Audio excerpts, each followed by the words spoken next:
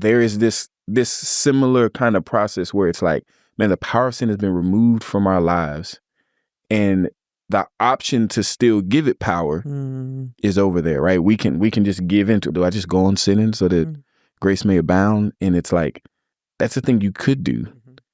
But when you consider all that God has done, it's like, why would you choose that?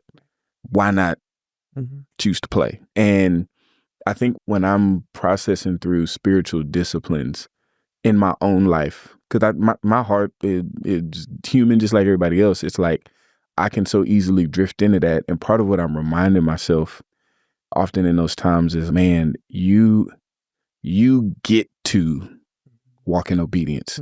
It's like part of the wrestle against sin is being reminded of like, oh, this actually doesn't have power over me. A lot of times you can feel the hypocrisy of, especially like I think about being a new believer, and it's like you got people who are so accustomed to your old life, and you're like, man, like that's who I really am. Yeah. And maybe they even say that like, oh, you trying to do this Christian thing, and like that's not.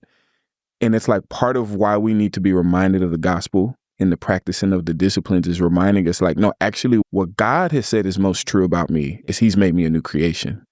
He's given me new life and new opportunity to walk in obedience with him. I'm actually being less true to myself when I'm walking in the dead man. And I think that freedom of what we've been saved to in this process that we get to partake in with God should be seen as an invitation and less of a burden.